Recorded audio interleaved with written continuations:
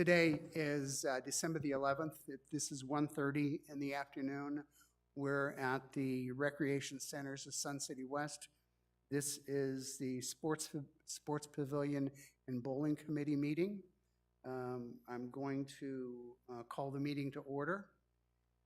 If you can, would you please stand so we can pledge to the flag?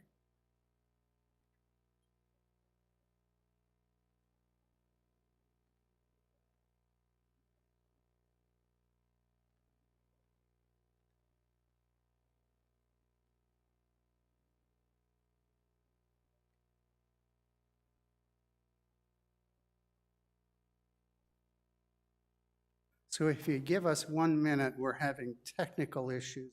We think that we may have resolved it. There you go. Yeah.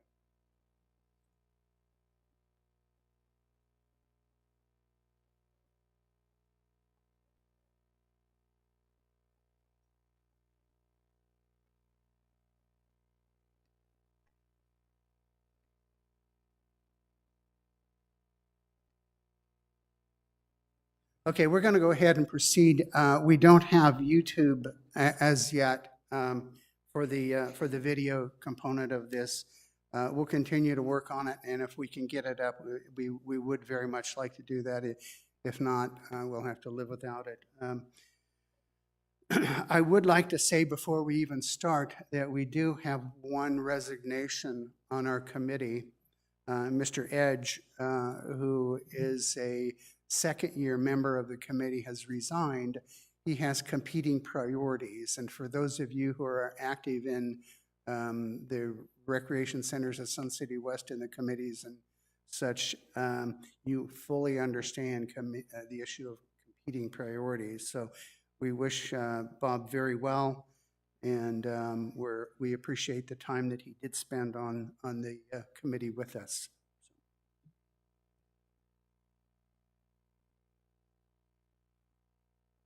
We do have also have two absences today. Gloria Arai may be coming in later. She is, I believe she might be en route, and Ms. Fulkerson will not be here. We do have a quorum, so we're going to go ahead and proceed with the meeting. I do have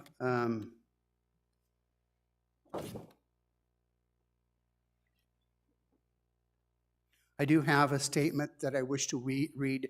We'll do this at every one of our meetings. The governing board conducts all of its meetings, including committee meetings, in compliance with Arizona open meeting laws per ARS 33-1804, and in concert with the RCSCW bylaws, policies, and standing rules. Parliamentary procedures as outlined in the most recent edition of Robert's Rules of Order will also be followed, consistent with Bylaw 3.07, Procedures for Owner-Member Meetings, and Standing Rules number 1 and Standing Rules number 2 and number 3. All questions and comments are directed to the committee chairperson. That would be me.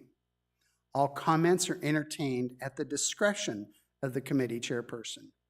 Speakers shall state their name and their member number and speak in a courteous manner. The committee chairperson may limit commentary time and the number of commentators, speakers on any particular issue.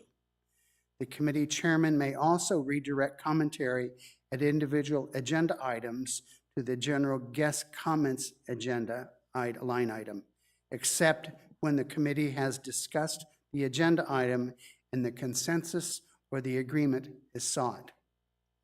All fire and room safety precautions and regulations are strictly obeyed at all meetings per the guidance of the Arizona Fire and Medical Authority.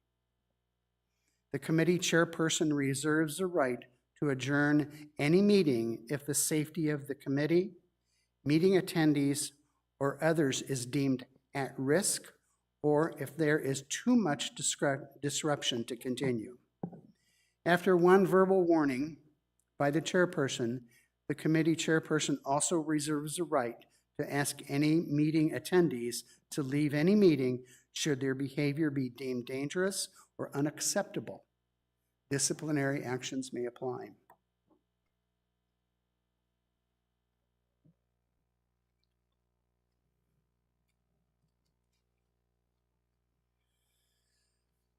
Let's go ahead and proceed to item number 2.01. This should be a very short meeting. The main purpose that we're having this meeting instead of canceling it was we have 3 policy issues that we want to publicly review and make final disposition on before the end of the year. We're going to go ahead and proceed with item number 2.01. It's the minutes from the November 6th meeting, November 6th, 2024. Are there any comments? Or okay, then we move and they will be accepted as posted. Item number 3.01 is the Sports Pavilion and the Bowling Manager's Report, and we're going to ask for Mr. Gary Zurich. Thank you, Mr. Chairman. First of all, we ran a tournament called Gary's Turkey Trot on the day before Thanksgiving, and it was quite successful. We had 115 bowlers, residents and non-residents who bowl in our leagues. So it was our very first, and we hope it's something that we continue to do yearly. We also have another tournament coming up the day after Christmas called the Club 199, and that is for bowlers under 200 that are an average of 199, resident and non-resident bowlers. We're accepting up to 120, and right now we're about halfway there. So we're hoping to get at least 75 or 80 the day after Christmas. So anyone who would want to sign up, they can see Tammy Benton, and she will take care of that. Also, since the last meeting, in case anyone has not been in the Lizard Acres pub, we have added 5 75-inch televisions versus the tiny little ones that were in there previously. We got some really good Black Friday sales, and it's making football a lot more enjoyable on Sundays and Mondays and whenever the games are on. So I encourage you to come up, sit down, have a drink, and watch a game on your favorite team. They're all on all of the stations, and it's a pretty exciting time for us. The other thing that's just come up, if Budget and Finance does approve, we are in for new art on our masking units. And the masking units are the graphics you see above the pin setters.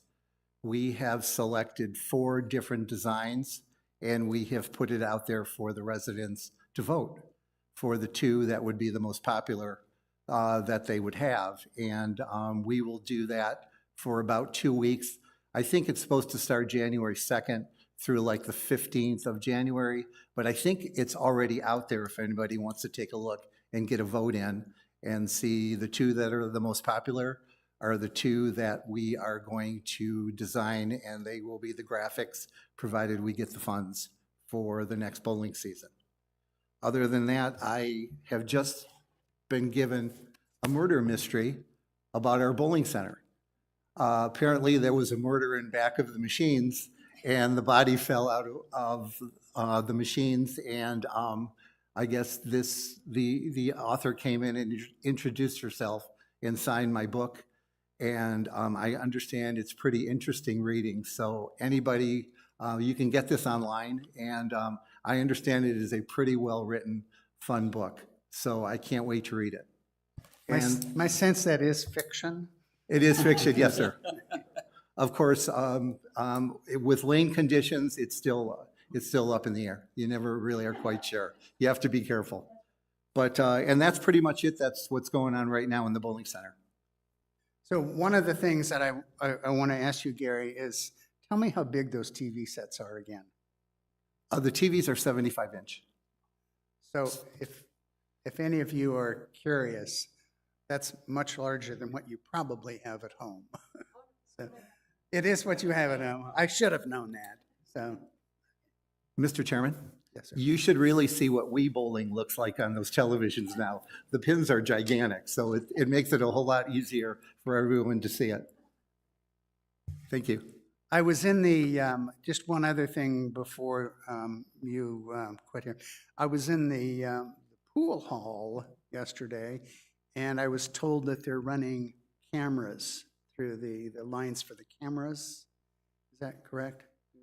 Yes, sir. They are now putting 4 cameras, additional cameras into the billiard room. We had one and it was really cloudy and grainy and sketchy, so we are now installing 4 new ones and they should be in, I think, by tomorrow afternoon they will be done. Well, I can tell you the scuttlebutt from the guys in the pool hall, they are very appreciative of the attention that's been given to the pool room in the past few months. So I just thought I'd pass that on to you. Okay, does anyone have any questions for Mr. Zarek? Any in the audience? And do we have anything on? Oh, you do have one. Okay, Mr. Falcone. I too was at the billiards room yesterday, and I had a question for you. This has happened several times, several being more than twice. When I go to check in, apparently the computer system, AKA Club Track, is down. And I notice you give in your reports here the number of billiards check-ins. Well, I would say that I don't know about the accuracy of those check-ins. They may be far more check-ins than you have. And I walk in and show them my resident ID card, but other people might be going in, not saying it's happening, but you could have 5 guests come in and the person's checking in 3 bowlers at the same time. And how do you track that when you don't have a computer system? Do they write it down manually and add the rec card numbers in later, or do you just ignore those as check-ins? I would have to check that out. I don't have an answer for you at this particular moment. I would have to check with the monitors.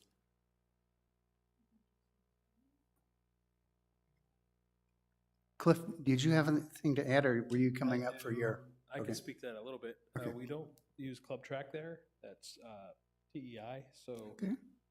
it should be up and running. If it wasn't for some reason, I'm sure it was fixed on that day or whatever. It shouldn't be a continuing problem, but we don't have a billiards club anymore, so we have no need for a club track there. The reason I was asking was it's happened more than once, just to me personally, and I go in, not always at the same time, but usually in the later hours in the day, Oh, when you might be less busy. we'll look but into that. it seems to go down regularly between the hours of 5 and 8 p.m. And if I say regularly, that because I've experienced it at least 4 times myself. Is it on Tuesday? Just Yes, curious. it is. Okay. Yeah, so we do a system update at Okay. that time, and actually all TEI stations There's are the down answer throughout the community because we're doing a system update and backup. So that's probably if you hit that time frame right around there on Tuesdays, you could run into that. Okay, thank you for the answer. Welcome. Okay, before we move on, no questions from the audience, and we have no one online? Okay, thank you very much. Gary, thank you for that. I appreciate that. Next is item 3.02, and that is going to be our financial review by Mr. Swan, CFO. Thank you, Cliff. Thank you, Director Rhodes. Good afternoon, everyone. Go through the financial results for October year-to-date.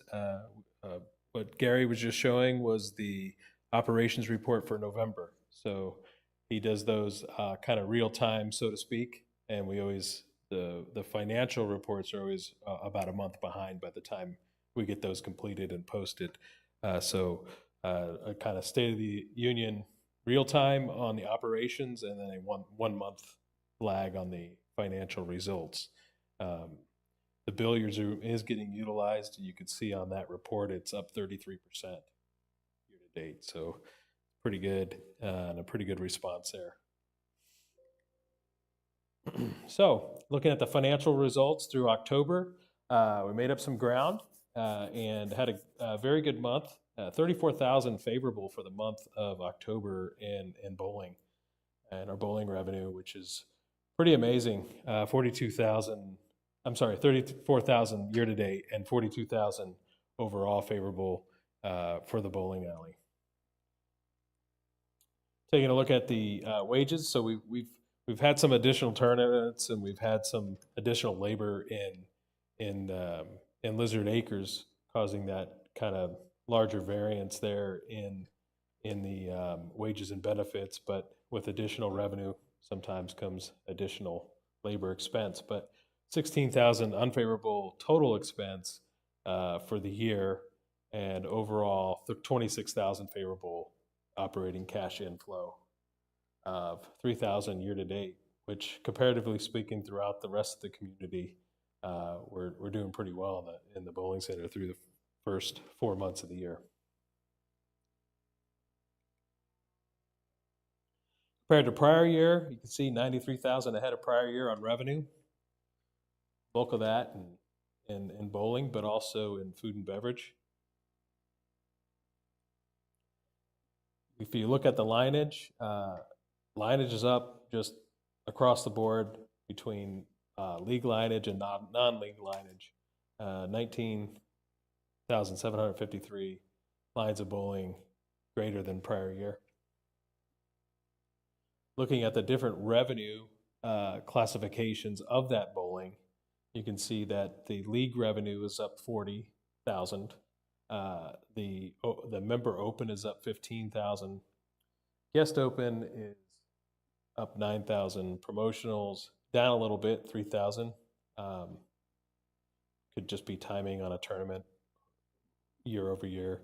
And then the card revenue is up 2,000. So 32% up in bowling revenue of 63,000. Looking at the wages, obviously the wage increase is budgeted and insurance costs going up and things like that. 19,000 over prior year. Repairs and maintenance actually down 4,000, which is great. We'll have some cameras put in there. The expense for that will come through in the month of December, and then we've also those TVs. I believe that expense is going to hit in November for the TVs. Could be December, depending on the timing when those got done. But those, we'll have funds in the budget for both of those. We budgeted equipment expense and for both of those, so we'll be able to cover those purchases for sure. So overall, compared to prior year, 71,000 favorable to prior year. And that concludes my financial presentation. Have any questions from the committee? Do we have any questions from the audience? Do we have anyone online? No one online. Cliff? I do have a question for you, Cliff. There's the line item for maintenance. We have some sizable items that are on the reserve study that are due for replacement this coming year. Will that make any difference in our maintenance, our repair and maintenance costs, or any of those items that are on that we've been working on for repairing? So the items, are we talking about the capital items, capital improvement items? Yeah. Yep, that's all coming up for next year's budget for 25-26, and that'll be in the capital improvement budget. So stay tuned for that. The first Sports Pavilion committee, which I think, is it the 10th? Is it January 10th? Is your... Sounds right. Yeah, I believe it's the second Wednesday of January. We'll do a presentation. Gary and Carl will be in here presenting the capital improvement budget. Oh, the 8th, excuse me, yes. They'll be presenting the capital improvement budget, and you'll see all of the costs associated with that. It's a pretty big year for the Sports Pavilion. It's actually a pretty big chunk, over $1 million. But it'll be the final, really, after getting the lanes done last year and the ball returns and things like that. It'll be really, that'll be it for the next probably 20 years or so in the Sports Pavilion. Good. Yeah, so it's kind of exciting, and when it's done, it'll look even better than it does now, which is hard to believe. And I'll just make another comment, and this is for the committee. when we're talking about the reserve study.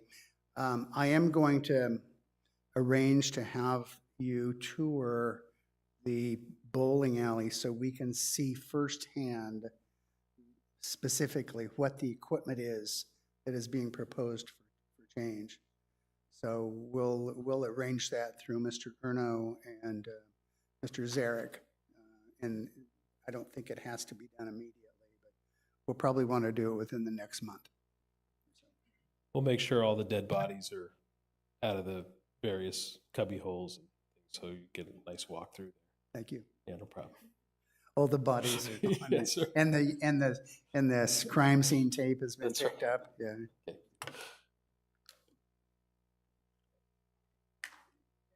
No questions, so we're ready to go. We have three policy items to review. They were assigned earlier this year. Policy B303 was assigned to committee member Carol Card. Policy B04 was assigned jointly to Mr. Kleckner and Ms. Coker. And then B05 was assigned to Ms. Gingrich and Ms. Ara. So let's go ahead and take them one at a time. So B03, committee member Card, would you care to talk about that? I looked at this policy multiple times with fresh eyes, thinking maybe I would uncover something. I did not. So my recommendation is to leave things as they are. They are currently more than adequate, in my opinion. Any questions from the committee or comments? Mr. Kleckner? I'd first like to set the foundation because I'll have the same comments for all three, so I just want to cover it once and it makes it a little easier. If you look onto board docs, you'll see several locations where it states the governing documents for the rec centers of Sun City West. I chose to use the actual bylaws that outlines the order of precedence. So it's Article 1, and I'm reading 1.05. It says the association governing documents and order of precedence are as follows: the CCRs, articles of incorporation, the association bylaws, facility agreements, policy statements, which is what we're talking about, and the RRMPs. Now, as I interpret this, if a policy or bylaw or whatever is above the item that you're working on, the preceding document outlines your limitations that you can do. So for example, let's say in bylaws it says that a homeowner must have 5 widgets. Okay? Then a policy statement can't say something like they only have to have 4 widgets, and vice versa if it says the other direction. So I want to make it clear that bylaws take precedence over policy statements. Next is I want to talk about the general powers of the governing board. This is Article 4-18.17, and it says, determine in what manner and to what extent senior non-residents of Sun City West living in neighboring communities may extend association bowling privileges. So it sets a limitation of senior non-residents.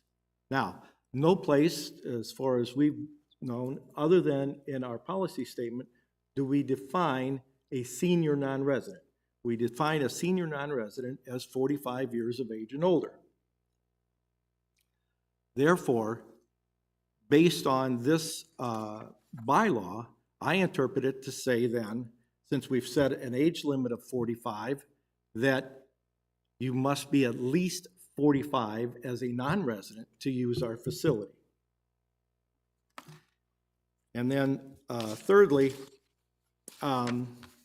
this particular policy statement gives non-residents authority to have guests. No place in our bylaws or any other documents do we have that allows non-residents to have guests in our facilities. In the privileges and rights, 2.05, it says, owner members, associate members, and holders of tenant activity cards in good standing shall have guest privileges for their guests as provided by association bylaws and guest policies. So the only people that are getting authority, have authority, are the people that live here that are card-carrying members to have guests. So that's the fundamental basis of why I have my opinion. So in this particular B03, in the title where it says non-resident bowling, my suggestion is that it return back to the way it was 2 years ago, that it says senior non-resident bowling. And each subsequent reference within the policy statement follow the association bylaws and say senior non-resident bowler. And then in paragraph 3.3, or 3.4 and 3.5, where it allows non-residents 45 years and older to have guests, that be removed from that policy. That's all I have. Discussion from the committee. Mr. Falcone? I'm getting a little confused here because I see in this policy it says non-residents are defined as those individuals 45 years of age or older. And you're saying that the bylaws in Sun City West define it differently than that? No, what I'm saying is that a bylaw sets a minimum or a maximum requirement depending on the situation. In this bylaw, it says senior non-residents.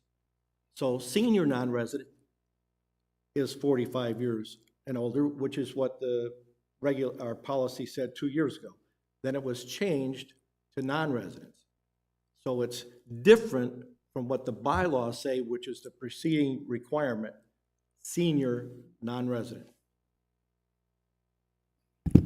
I guess I'm just not seeing the distinction or the difference there. And what the issue is you're trying to control non-residents and give them different categories and status from the homeowners here in Sun City West.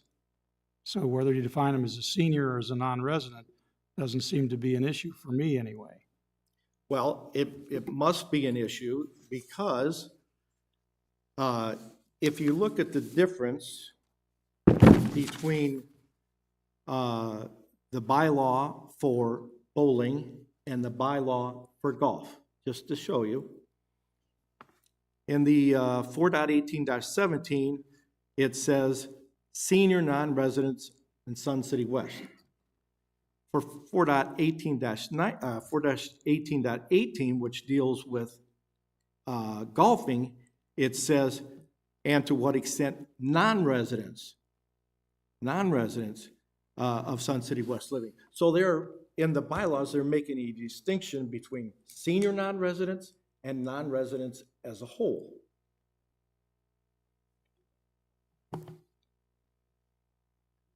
I mean, I didn't write the bylaws, I'm just, saying what they say. It says senior non-residents. And has now, that... our policy allows us, because senior non-resident isn't defined anywhere, and there's a huge range of what could be interpreted, that the policy does, or in the past had, defined a senior non-resident as a person that's 45 years or older.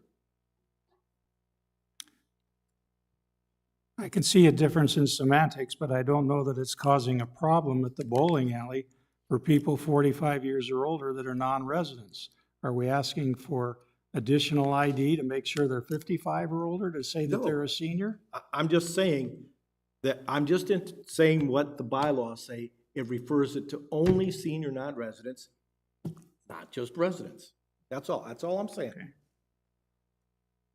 If we want to follow the bylaw, we do. If we don't, we don't.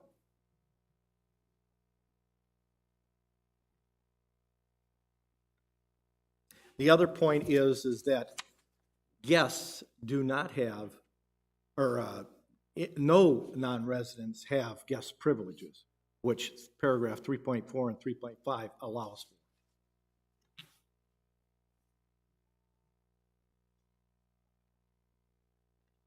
I just Yes, want to ask, you're trying to say that non-residents cannot bring their family to bowl in the bowling alley? Unless they're 45 years or older. I thought we already passed that last year. You're right. And for the 15 years before that, it wasn't the case.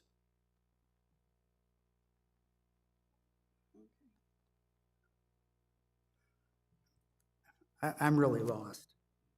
I hate to be brutally honest here, but I think we're making a solution for a problem that doesn't exist.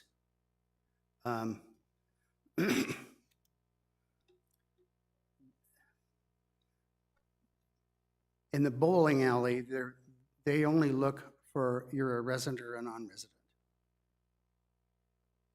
I mean, and the difference is that we charge a different rate for a resident than we do a non-resident.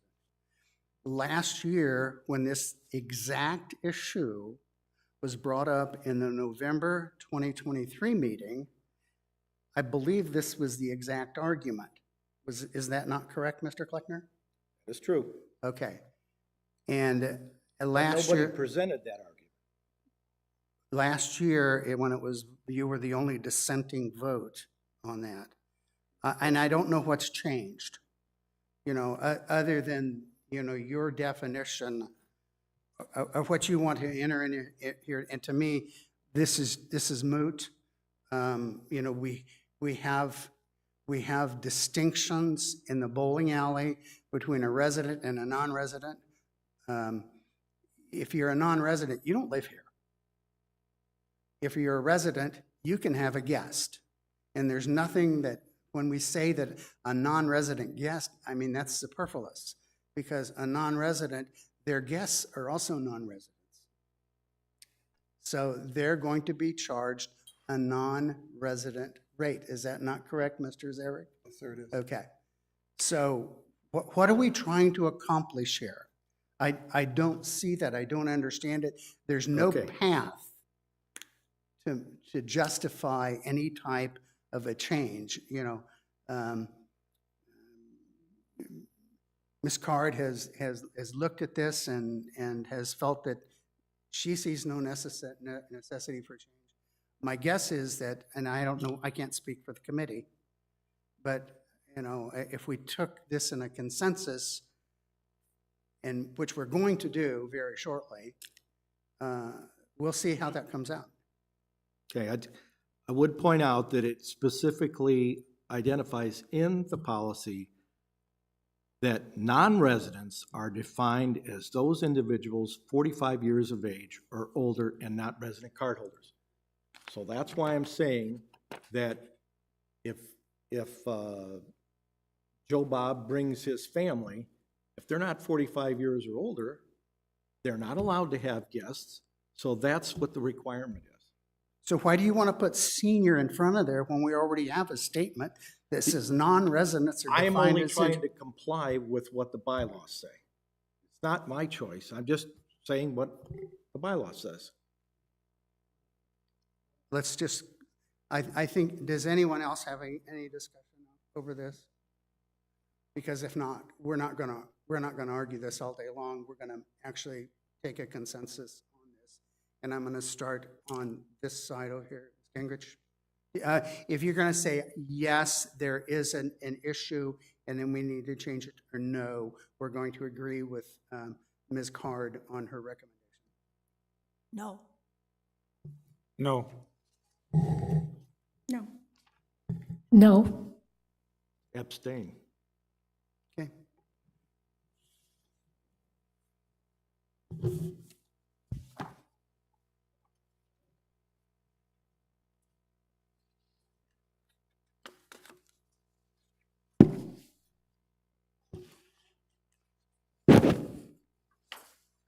Okay, and to be clear, your argument there transcended into policy 4 and policy 5.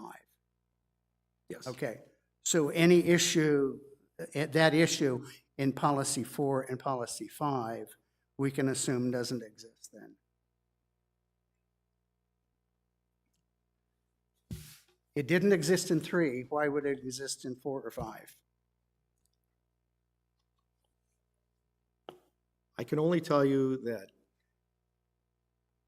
the way the policy is What, written. no, we've gotten that, I I'm understand just telling that. you. I understand that, but the issue that the committee has already reached consensus on is they don't accept. They As a don't accept your- homeowner, I disagree. You're not as a homeowner, you're the committee member on this, you're a member of this committee, and you abstained. Yep.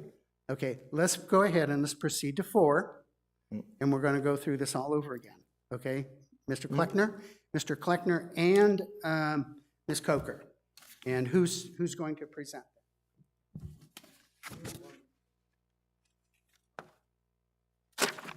I Excited? can. I only have one requested change in there. Find the rule. In the bylaws, 4.18-19, to paraphrase so we can shorten this, it provides the parameters that you can have tournaments and special events.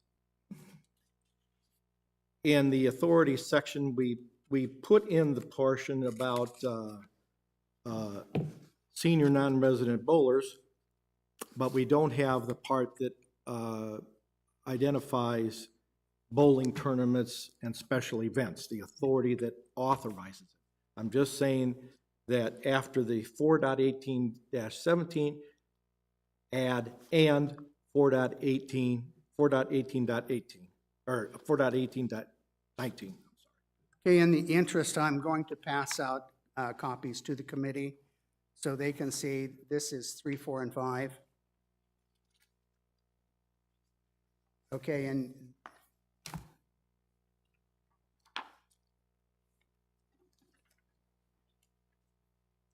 if you pass this down to Mr. Zarek. Late now. So this has to do with a reference of an inclusion of a reference of a bylaw. You want to, basically what you want to do is to include a second reference of 4.18.1. No, you want to include those two. No, you just want to include 4.18.19. And what, tell us the value of that.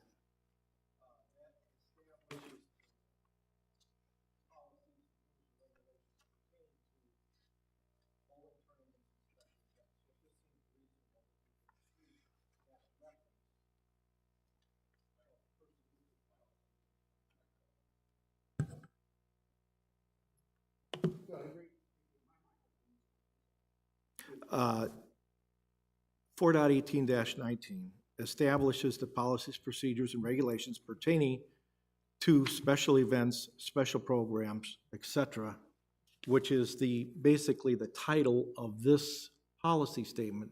So it seems reasonable that we would include the bylaw reference that allows for this. That's all I'm saying. So when you read it, you know where to look to find this information. And just as a point of information, under 2.0, that is cited, 4.18.17. It's already on there. Oh, excuse me. I was looking at the wrong one. No, it's, yeah. Okay, do we have discussion? Well, first, no, tell me the value. I guess either one of you, we need to know what the value of your change is.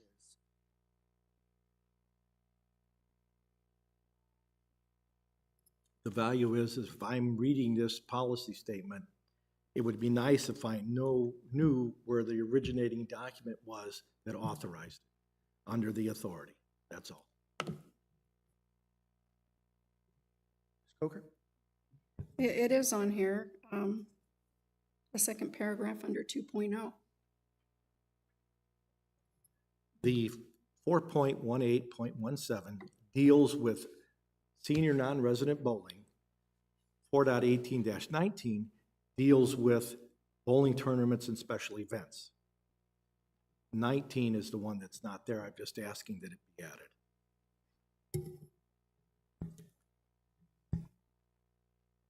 Discussion from the committee?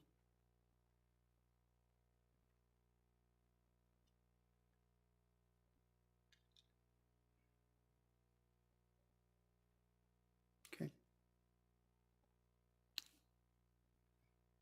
Mr. Falcone?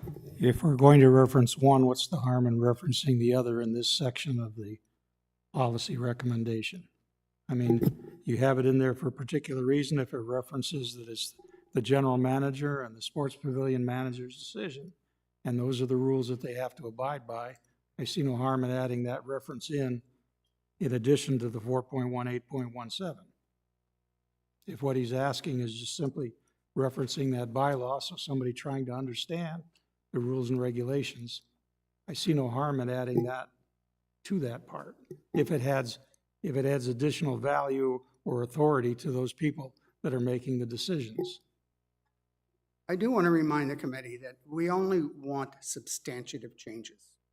We don't want people just to put their fingerprints and their handprints on something, change for the sake of change. If there's significant value in it, then I think that that's the test that we have to pass here today.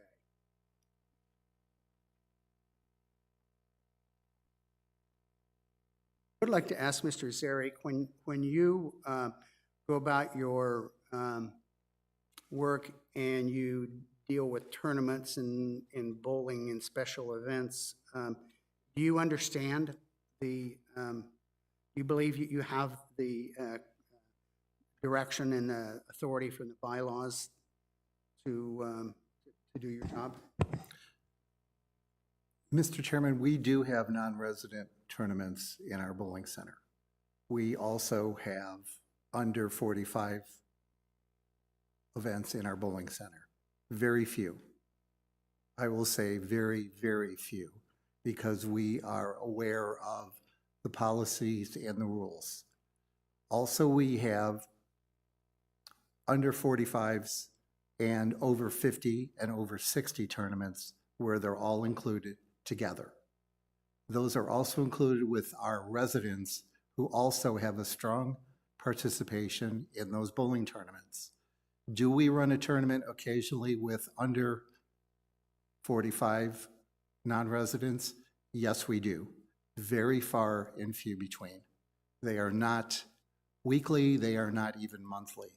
They are occasionally. And from reading these policies, I would say that is well within my authority. Thank you. So the policy as written.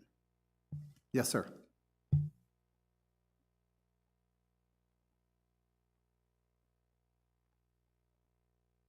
So the question I have is, if you add bylaw 4.18.19 in that paragraph under authority, does it significantly change anything that we currently do, as Gary just described? My answer would be no. It's pretty, it's sort of adding. I mean, I appreciate the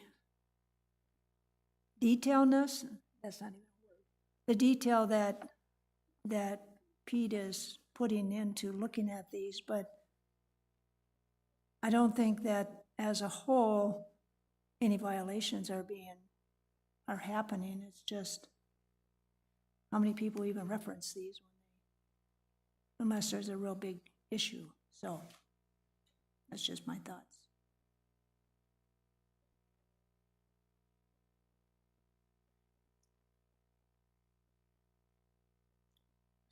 Falcone? I'll ask the question again then. What does it add by putting it back in, or is this getting back to that definition clause of senior non-resident again? What is it adding to the policy as it currently exists? The actual authority for it. I just heard from Mr. Zarek that he has the authority under the existing policy to make things work.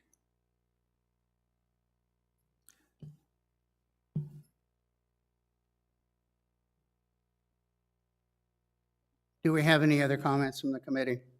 Okay, we're going to go ahead and we're going to start this time with Mr. Kleckner. Yes, that we should change it, or no, we should leave it alone. Okay, No? No. No. No.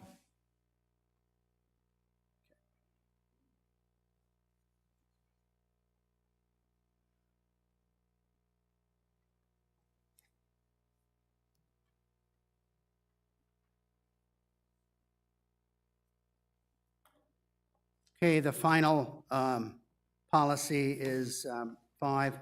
Ms. Gingrich and Ms. Arai have been assigned the responsibility of that.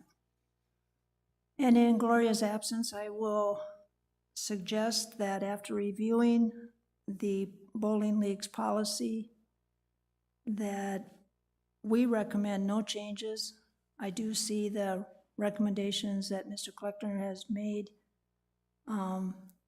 I do not propose that we make these changes, and I think we should move forward and continue with the bowling league's policy as it currently stands. Any comments from the committee? I still disagree, but I acquiesce. Okay, we will start on consensus, starting with you, Ms. Gingrich. Yes, we need to change. No, excuse me, I'm sorry. You don't propose any Correct. change. Correct. So this is just a yes, no. Yes, you concur that we should leave it alone. Yes, I concur to leave it as Okay. is. Yes. Yes. Yes.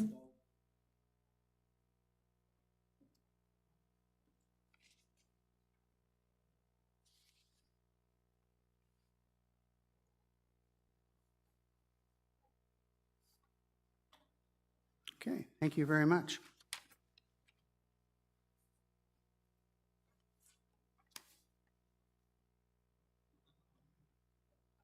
That concludes our business for today. I do want to go around and ask the committee if they have comments, and I would start with you, Ms. Gingrich. Just a quick comment. Monday night, some friends and I were going to go to Pete's Cafe to have dinner, and it was closed. It said closed Monday, so we were quite surprised, and hopefully it's temporary, but I understand maybe it might not be. So the food is still good. Their breakfasts are great.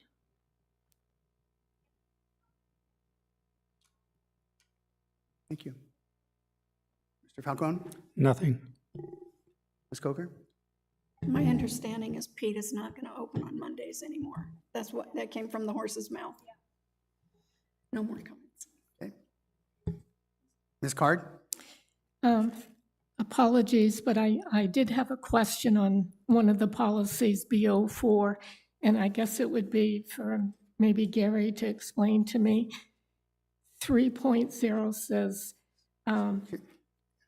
non-residents may be given priority, and I guess I would like you to tell me what that situation might be.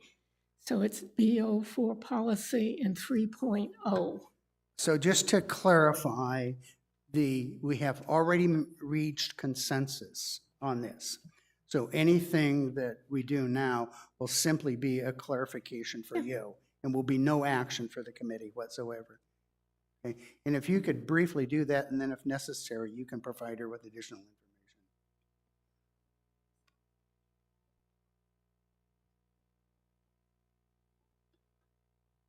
Could you ask him specifically? This would pretty much be tournament bowling. As far as residents versus non-residents for open bowling, residents have a priority up to a limit.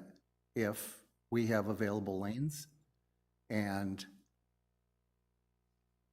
a bowler has paid for 3 games of bowling and they're a non-resident, what we do, this is our, at least what I've instructed staff to do, is let them bowl their games, and then if they want to come up and bowl some more, if we have residents waiting, we tell them we have other people waiting.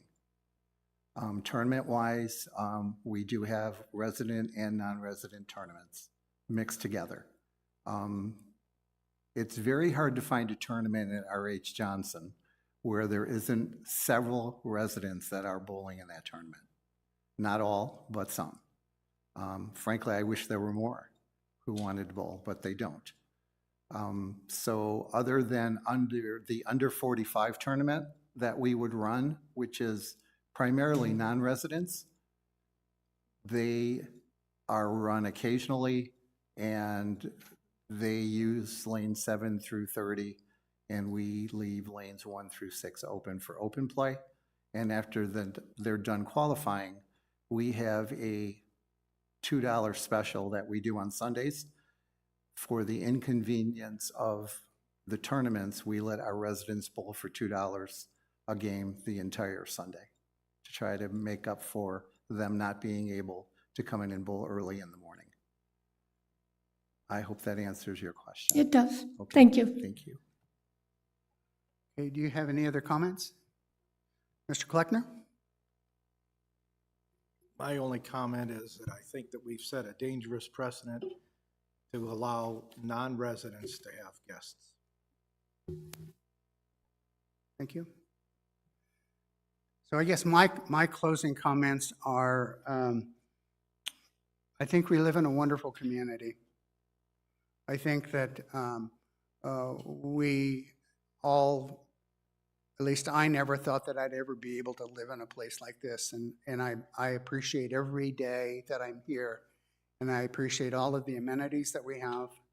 I guess when this time of the year, during Christmas time, we look around and we thank we're grateful for our blessings. And I think living here is one of them, over and above your children and your grandchildren and your friends and all of that.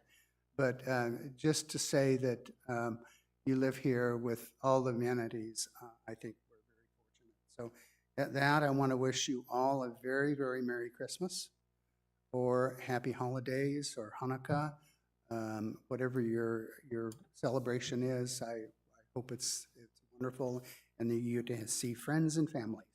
So with that, are there any comments from the audience? Do we have any comments online? We have none. Just as a matter of information, we did get the video working, and we haven't had any comments online. So, our next committee meeting is January the 8th at 1:30 in this hall right here. So it is 2:25, and I adjourn this meeting. Thank you.